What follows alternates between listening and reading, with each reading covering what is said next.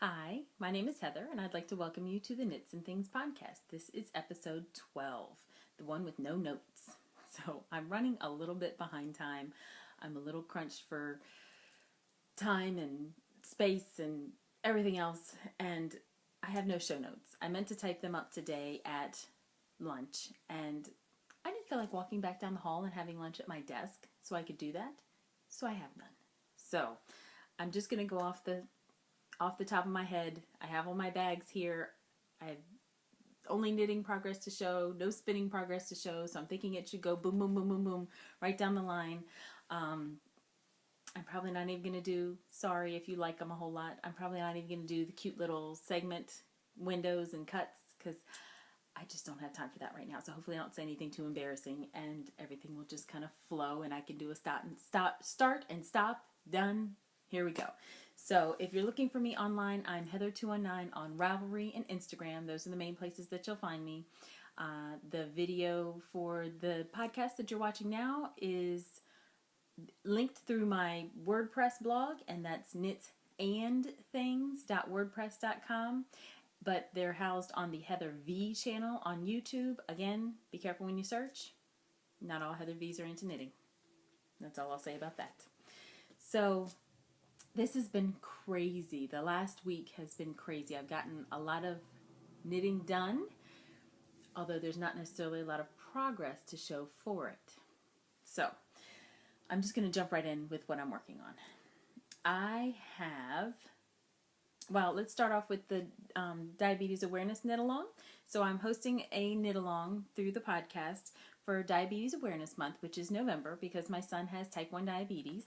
And basically with this knit along, you just knit something blue and hopefully get to talk to somebody sometime along about type 1 diabetes. And both things can count as entries. So you can get an entry for knitting, spinning, crocheting, quilting, crafting something blue. Just show us in the thread. And you don't necessarily have to wait until your object is finished in order to post. You can post a progress picture and then update the picture. Actually, you can post your progress. Say this is what I'm working on for the Diabetes Awareness Knit Along, and just post that in the thread. And then for an entry, there's a separate thread for chattering about what you see or the conversations that happen, so that each entry is counted in the drawing at the end. So you can post about what you're working on. If you finish the item, you can post again, so you can get 2 entries for that one project. And if you have a conversation with somebody about diabetes, that's another entry that you can have. And you can have multiple conversations with people throughout the month. It doesn't matter as long as you come back and tell us about them. So I've seen a couple in there. I posted one myself that I had over the weekend. I went to a Cabi show. And Cabi, if you guys don't know, is kind of like Tupperware, but for clothes. And it's really awesome. They have, it's a twice yearly clothing line, once in the fall and once in the spring. And so the clothes kind of span the seasons. The fall clothes are good for fall and winter, and the spring clothes are good for spring and summer. Like in the spring line, there'll be shorts and mini skirts and tank tops and everything else. But then there's also workwear and things like that, and it's really fun. It's really, I like the clothes. I always want to buy everything there, and I'm actually considering and thinking about becoming a consultant. Just because I need a second job and I don't want to go somewhere and have to do something for someone else, and I'm thinking that might be the way. All right, off subject. So the blue knit along, I posted about a conversation that I had at the Cabi show when one of my friends that is an adult and grew up, she was diagnosed when she was 6, is there, and we were talking. She noticed my diabetes awareness pin that I had on my shirt that I didn't put back where it belongs, and we got talking about a conversation about parents being diagnosed with type 1 diabetes as opposed to type 2 diabetes after their children already had type 1 diabetes, which seems crazy and it seems strange to think about, but I've heard about it at least 3 times since I've been in the diabetes community. I have a family that we're friends with through the camp that Zachary goes to during the summer, and they had been going to the camp for or so years with their daughter who had type 1 diabetes. The year that I first went to the camp, they were back with their daughter and their son, who the son had been diagnosed with diabetes over the school year. And then the summer after I met them, the father was diagnosed. So it went, the daughter had it for a long time, and she was the only one. And then it was the son after that, and then it was the father after that. And there's, my son and I are going to be taking a cruise around the holiday time for diabetes. And the cruise was set up by a family whose daughter was diagnosed with diabetes. And they had already been doing travel agency type things, and their family loves cruising, so they set up a cruise for diabetes, and $100 from each cabin goes to the American Diabetes Association. But then, since they're in the travel industry, they're able to set up little special tours and activities and things for the people that go along as part of the group. And so I'm looking forward to that. But this past week, the mother was diagnosed with diabetes. So that, in this case, the daughter was diagnosed. I think she's had diabetes for maybe 2 years, and now the mother has it as well. So it's definitely genetically linked.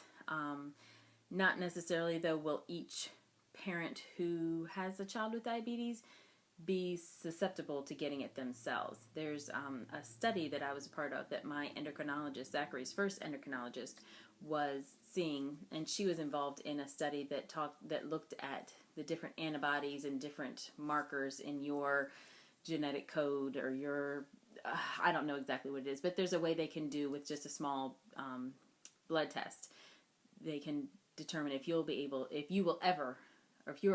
are ever likely to develop type 1 diabetes. I've had the test. My ex-husband has not.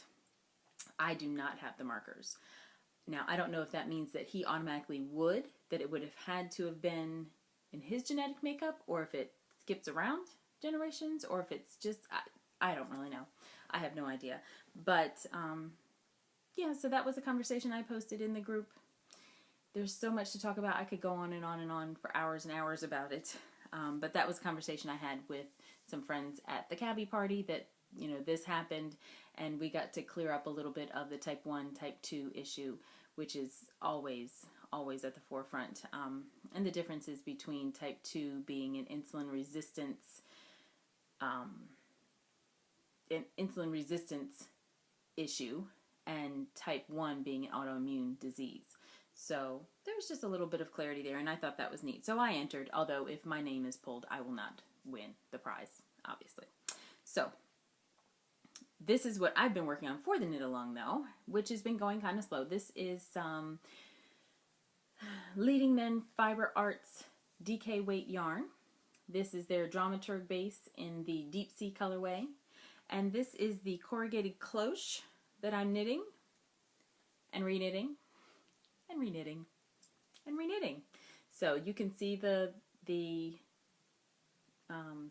folds appearing there. But I think the reason it's called the corrugated cloche is because of these ribs that kind of look like the backside of a cardboard, or the inside of a cardboard box. But if you notice, if you look closely, this one is done just right. Actually, I think this one is done 1 row short. This section is done just right. This section is done 1 row long. And I've already ripped this section out and redone it, and I did it long again. So I'm thinking it's either staying like it is and it's now a design feature, or I'm going to rip it out again. So this is just a very close hat, which I think is what a cloche is, and it has these corrugated parts, or these folds go kind of off to the side. And I think once I do this last fold, I don't even know if I'll get to the next fold, because it's looking like it needs to be at the top of my head already, right?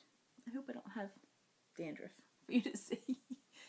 But I'm thinking it's pretty much there. Although I want to say in the picture that it comes down a little farther, and that this part is really much shorter. So I don't know that I can go by what it looks like now.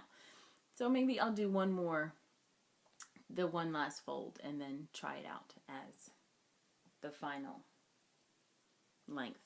But I'm too through that wound up long when I ripped it out purposely, because I hate ripping out knitting. So the fact that I ripped it out and it still is long, I'm thinking it's just going to be it. But hey, if this one is short, this one is 7 rows in between the two. This is 8 rows in between the two. This is 9 rows in between the two. I'm thinking design feature, right? I should just leave it, right? I think I'm leaving it anyway, whether I should or not. So, and my yarn ran away with me there. So that's one project that I've been working on. And I did a lot of work on this. I had 2 webinars that I attended this past week. And so I sat right here where I am with my computer right in front of me, listening to the webinar and knitting, because there's a lot of just plain stockinette in between there. Although I did do the first fold during the webinar as well. So it's a pretty simple, straightforward pattern as long as you can count between rows, apparently. So that is one thing. And then, I have a hoe, right? Half finished object. So this is, where did it go? This is the toe of my next Stitch Surfer, because I finished the first one. It's so pretty, it's so pretty, it's so pretty. Look at that. Isn't that awesome? So there it is in all of its glory. I have not woven in the ends, but oh, it's so pretty. I think I might have woven in the toe. I'm going to put my hand in to show you what it looks like. But there's the pretty sock. Oh, and it's so nice. I did not weave in the ends on the toe. I can feel them in there. I really like this heel. It's very straightforward. It's much nicer than, I've been doing a different pattern. And I shouldn't say it's much nicer than. I like this one better than the toe that I've been doing for the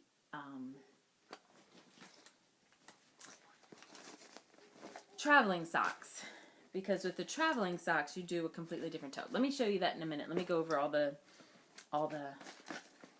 directions. The Stitch Surfer is a free pattern from Knitty.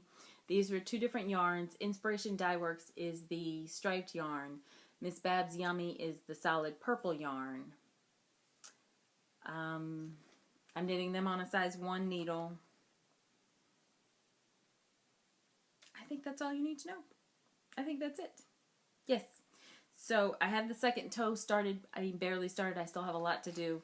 I got distracted, though, by some other things, and I'll show you what that is after I show you the difference in the heel. So this is the traveling sock that I worked on this week as well. So this is, I know I haven't showed any of these in a while. This is the round robin style knit along that I'm involved in, where someone starts a toe that fits their foot and then they send it on to different people in a group. So all of these people have knitted on everybody else's sock in the group. There's only one person left to knit on this sock. So this person's knit their toe. They got it as wide as they need it for their foot, and then they sent it on to the next person. And so each person after that does a little bit. So somebody did this, somebody else did this one, somebody else did the peach, someone else turned the heel, and so here's the heel turn on this one, where it's got, and I feel like this is too long. Maybe I have a pointy heel or something. I don't know, but I feel like this does not fit as well as the one I just showed you for the Stitch Surfer. So I guess it's just a matter of preference and what you like, but I found that this fits a little bit long. So I'm going to see what this sock looks like when it comes in, because this is the second traveling sock group that I've been in. The first one did wind up a little bit long, and I'm wondering if it is because of the heel, because like I said, the heel does seem to add so much length to the sock. So I guess if I really liked participating, which I do like participating in the group, I could maybe do it and give them an altered foot measurement so that it would turn out to be the right length. I don't know. So somebody else turned the heel, and then the person in front of me did this puce color. That's puce, right? And then I did the wavy lines here with some Neighborhood Fiber Company. No, it's not Neighborhood Fiber Company. Creatively Dyed yarns. It's from a sweater I did a long time ago. I've had this yarn in my stash for probably about, has it been 10 years? Maybe 8 years. Maybe 8. But I knitted a whisper cardigan out of this yarn, and it's just left over in my stash. So I knitted it into those cute wavy lines. I really like that pattern. It goes very quickly. And that's just one repeat of the pattern, and it's just enough to last. Just enough to match up with how much I needed to do. So that's the difference in the heel. There's that heel, And here is the Stitch Surfer heel. So much different. Much different. For the Stitch Surfer heel, you stop your surfing. You can see where you're doing the increases and decreases and everything. When it gets to be the length that you want, you just stop surfing. You stop here. You do the heel, and then when you've taken it back to where it needs to be because you did that one little bubble of fabric, then you start surfing again, and you keep surfing left and right and left until the cuff is the size you need. So this is a very entertaining knit, and I highly recommend it. If you think it looks like a cool sock, it is, and you should try it. So that is my sock knitting. So there was Fox and Socks kind of shoved right in the middle of there because I'm not done. I'm not done yet. I have, also in here, there is a lot of progress on the Trilobite. This is what I was kind of obsessed with yesterday and got off on a tangent with. Last time I showed you the Trilobite, I think I was here. I know I had done that bobble, but I had not done these. So there's the Trilobite. You can see his body is almost done. I think I have one more row to do, and then one more row to do, and then the body will start tapering to get smaller and smaller as he gets a little bit narrower at his tail end. But that is him. And so 2 Trilobites on that side, 2 Trilobites on this side. This is also Leading Men Fiber Arts yarn. This is the heavier weight though. This is the Box Office. Yes, this is the Box Office worsted weight yarn. And because the Trilobite pattern calls for a worsted weight yarn. And I think it's really, really fun. I think it's really fun, really neat to do. I love the way it's turning out in this pattern. I'm knitting it on size 6 needles, which is pretty tight for a worsted weight yarn, but I think it's going to make a really nice hat. I could maybe even slide this on. So I think it'll make a really nice hat. And this hat, I did decide, I wonder if I have the other yarn with me. This hat I did decide is going to be for my son's math and science teacher. The other person who I'm knitting the hat for, my sister is also friends with, and she was very opinionated and said that she did not like this color for my friend Ryan. So this is not going to be for him. I don't think the math and science teacher cares what color his hat's going to be.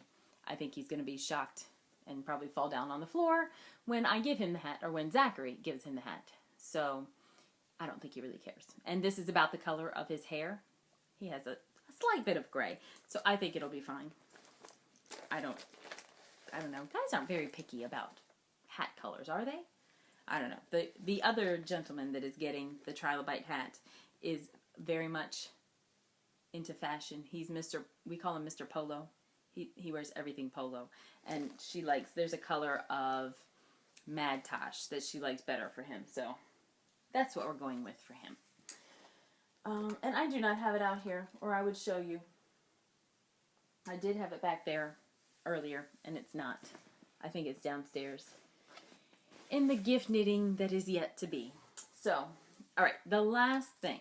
So let me start my computer back up. Thursday night. Yes, it was Thursday night going into Friday. When I went to every night when I go to bed. So back onto the diabetes talk. Every night when I go to bed, I check my son's blood sugar to make sure he's not too low or too high. If he's too high, which is what it normally is, I correct him. I give him a little bolus because he wears an insulin pump. I give him a little bolus of insulin so it'll come back down. And I go to sleep. Because that's what you do. Well, Thursday night I checked him, and we had pasta for dinner, which we're now banned off of pasta. We had pasta for dinner. And he had been low, he had low blood sugar, maybe about an hour after dinner. And I cursed at the pasta, and we corrected it. I think he had a snack without bolusing, without taking any insulin for it. And that, we thought, solved it. Before he went to bed, he was a decent number. And usually what happens is he goes to sleep. Like I said, usually what happens is he goes to sleep and his numbers go up. And by the time I go to bed, I have to check him and give him a correction. Well, I checked him when I went to go to bed, and he was 57, which is very low. And I'm surprised he hadn't woken up. So I gave him some juice, told him I'd check on him in a couple minutes. He kind of went back to sleep. I hadn't been to sleep yet, so I was fine. I came in here, got my stuff done, went back 15 minutes later to check him. He was 73, which is still not out of the low range. So I had to give him another juice, wait 15 more minutes, check him again. And at that time, now he's had 2 juices, and he's a growing boy. So out of the bed, go to the bathroom. He gets up, goes to the bathroom. Fine. I said, okay, you should be fine now. He was like 120 something then. You should be fine now. We're going to bed. Okay, off to bed we go. About an hour later, boom, boom, boom, because his room is right on the other side of that wall. Boom, boom, boom. I feel low. Oh, goodness. So I get up and I go in there. Sure enough, he's low. He's like 60 something again. Great. So now it's the middle of the night. It's like 1:30 in the morning. And I know if I lay down, I'm going to sleep and I'm not waking up again. So I'm like, crap, I can't go to sleep. I can't even lay down. So I just got my iPad out. I'm like, let me just check my email.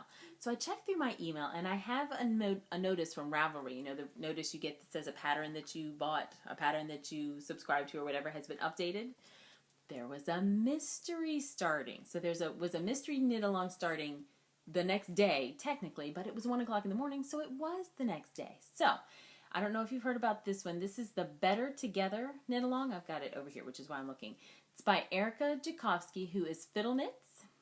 And I don't really follow this design. I don't know her too much. I signed up for it because it sounded like a really neat concept. And I thought, oh, I'll just get the pattern at least, and I'll have it in case I ever want to knit it. Well, at 1:30 in the morning, it sounds like a perfectly reasonable idea to cast on for a knit along that has 419 stitches as the first row. So, it's 1:30 in the morning. I have to be up for at least 15 more minutes, maybe even 30, 45 more minutes. Why not? So I did cast it on in the middle of the night, and there was a snafu. So I'm going to read to you. I don't know, maybe I can show you. My pattern is on you, because I put all my patterns these days on my iPad, and I try not to print anything out. I like to put them on my iPad and save them into Adobe. And once they're in Adobe, you can get the little pencil out and you can mark through stuff, and you can take notes, and you can, put asterisks where you need them to be and put notes in and everything. But let me see if I can get to it on my, let me see if I can get to it on my laptop. I can't always because I'm not computer literate, and I got the new version of Windows. I don't know how to work it. Don't know how to work it at all. Oh, let's see. Oh, I think it's going to work because it's going into a PDF. Wonderful. Today.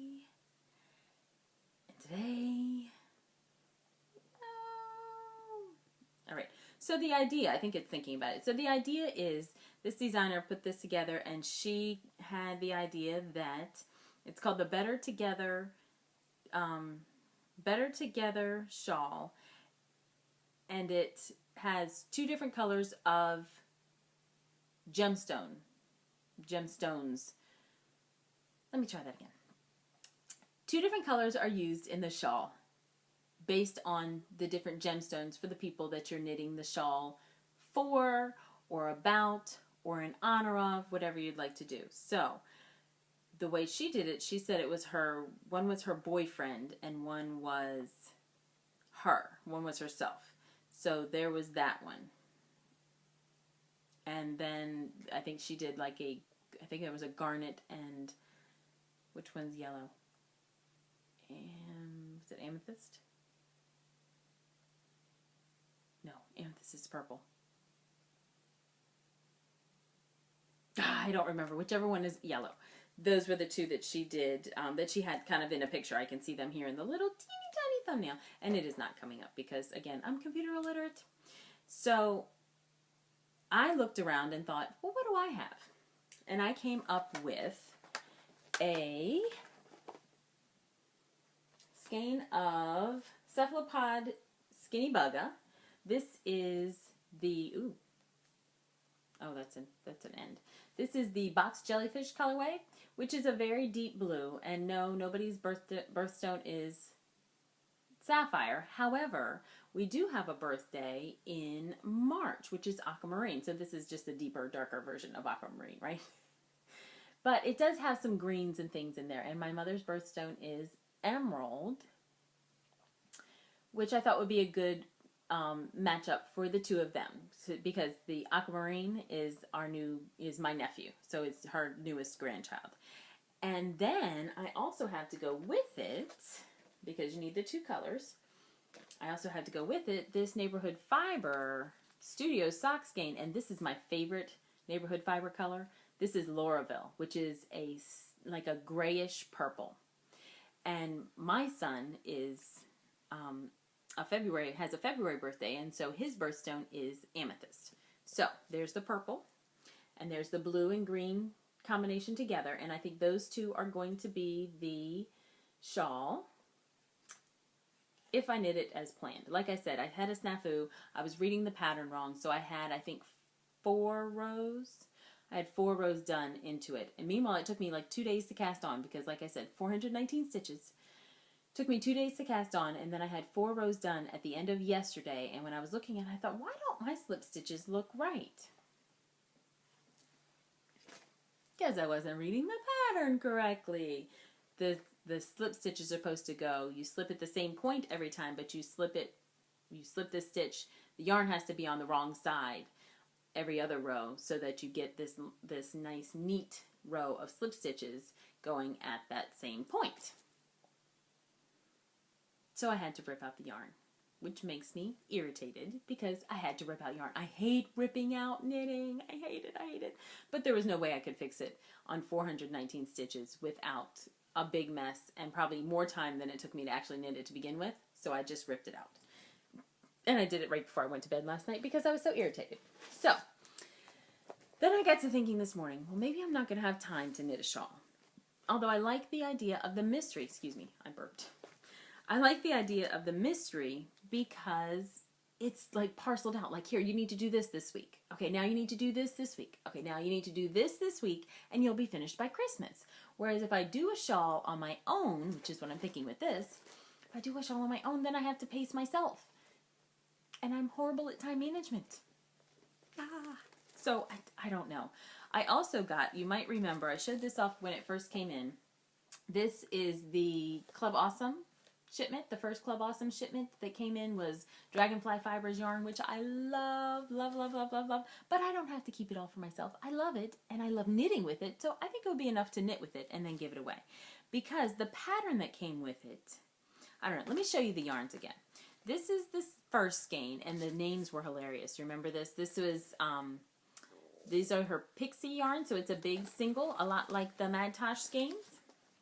So let me see. There's one I need to show you. I need to show you the names in the right order to make them funnier.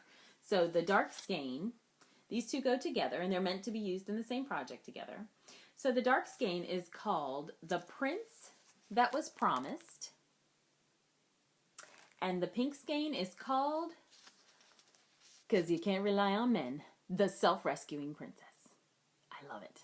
I love it. So these two skeins came in together. They're meant to be used together. I love them together. I think they would be beautiful together. But this is the pattern that came. And it's not me. It's beautiful, but it's not me. It's not my style. But it's beautiful. And then I got to thinking, number one, lots of garter. Excellent, right? Lots of garter stitch is good for going quickly and getting a Christmas knit done. But this skein, I don't know if you can tell, because it looks very peach here as well in the picture, but this skein is very pink. There's even, like right here, if you can tell, ooh, that's a good shot. Hopefully you can see this big shadow is not just a shadow, that is a darker patch of pink. This is a very pink skein, and my mom doesn't usually wear pink, especially right up close to her face. I think she would, though. So I don't know. So then I got thinking, well, maybe that won't be good, because then that's the pink right up there next to her face, and I don't know if she would like it. But let's say I couldn't do it in reverse order. Why can't I do a dark shawl with a light color border? And then you might see, because this dark down here is not all garter. This dark that's down here is a lace pattern. So there's color work and lace. There's garter stitch, color work, and lace. I think when I first saw this, I thought, Mom's the only one that would like this. It's not for me, but my mom would really like it. So I'm thinking that I'm going to do this for my mom. And I don't know, you can't even see it. But if it was done in the lighter color down there, I think you would see it. But it's very hard to see. You can see it a little bit down here when it gets to the mannequin's waist. Or bum, whatever it is. So, what do you do, right? So, I don't know. By the end of today, I should know whether I'm going to restart the mystery or cast this on. I don't know. I really don't know. But this is, I don't know, the prince that was promised is such a beautiful, beautiful skein. But I really like the idea of using the gemstone tones, the gemstone colors, the gemstone idea for the other shawl for my mom because of her two grandsons. Because she's in seventh heaven that she has two grandsons. She has two daughters. My dad has two daughters. There's nothing but girls around. My mom has just a sister. Her sister, my mom's sister, had two girls. Like, everybody has girls. So she's ecstatic that she has grandsons. I don't know. If you have an opinion, weigh in. Like I said, this will probably go up tonight because I'm not going to do the editing and everything that I normally do. It's just going to be, this is what you get. So if you have an opinion, if you think one way or the other, if you're saying go for it and do the mystery, chime in. If you think I should do the Club Awesome skein, chime in. I don't know. So that's all that I'm working on right now. I worked on the hats. I did the sock. I told you about the shawl that I ripped out. I told you about the shawl that I might be doing. I showed you the hat that I'm doing. I started swatching the swatches downstairs. I started swatching for my son's hat because I still have that I have to do, and that I have to kind of pretty much design and plan out on my own because I have a hat pattern that I found that is what he wants, but it's in bulky weight yarn, so I have to make some adjustments there, which doesn't sound like a big idea or a big deal, but to me it is a big deal because I'm timid and nervous about changing stuff around. I always feel like I can't do it. And I also have my Water's Edge cardigan. Nothing has been done on it, but I did realize partway through the week that this is blue and this will count for my own knit along. So I may be working on this a little bit kind of in between when I need something plain garter. Probably once I finish the corrugated cloche because I'll have nothing that's just plain knitting. And it would be nice to sniff some Madeline. So I think that is it. The knit along runs through the end of the month because November is Diabetes Awareness Month. I still have not heard from the person who won the membership drawing. If that was you and you just don't care for the prize, just drop me a line and let me know. I think that's it. That's all that's going on. Knitting, more knitting. Work is driving me crazy. But I don't know. Oh, let me go back. I just saw Knitting for Life. Knitting for Life. If that is you, that's Christy from Detroit, Michigan. If that is you, I pulled your name last week for the first prize for the membership drawing. So I said once I got to 50 members, I would pull a prize. And so this is the prize. Where did I put them? Oh, they're up top. This is the prize. Excuse me if you saw my pajama pants, but I come in from work and immediately take off my work shoes and my work pants. Sometimes I leave on my work top, but the pants have to go. So this is the prize for the membership drawing if you would like this. This was, again, for Knitting for Life. And we do also have the November What You Knitting thread going, and that will be just a random draw from everybody who participates. So post as much as you want about what you're knitting on. You can comment on for people as well.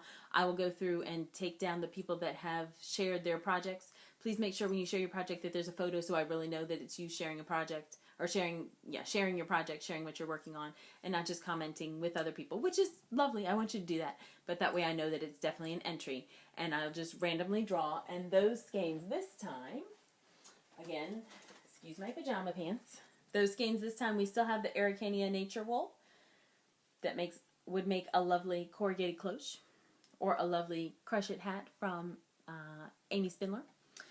Or we have this skein of Fiber Natura Yummy. This is 100% superwash wool. It's a sock weight yarn.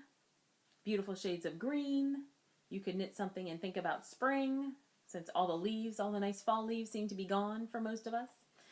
So these two are up for grabs for November. You can tell me which one you would like. And these two skeins are up as a set because one skein is not enough to do a whole sock or a whole pair of socks. So these two are up as a set, and that would be about 500 yards because each one is 248 yards. These two are up as a set, and this was for, I already drew this name, was Knitting for Life. So please let me know if you would like the skeins, Christy. So I think that's it for this time. I hope you like what you're knitting. I hope your knitting makes you happy. I hope you're getting lots of Christmas gifts knit. I hope you've talked to somebody about diabetes. Thanks for watching, and I'll see you next time.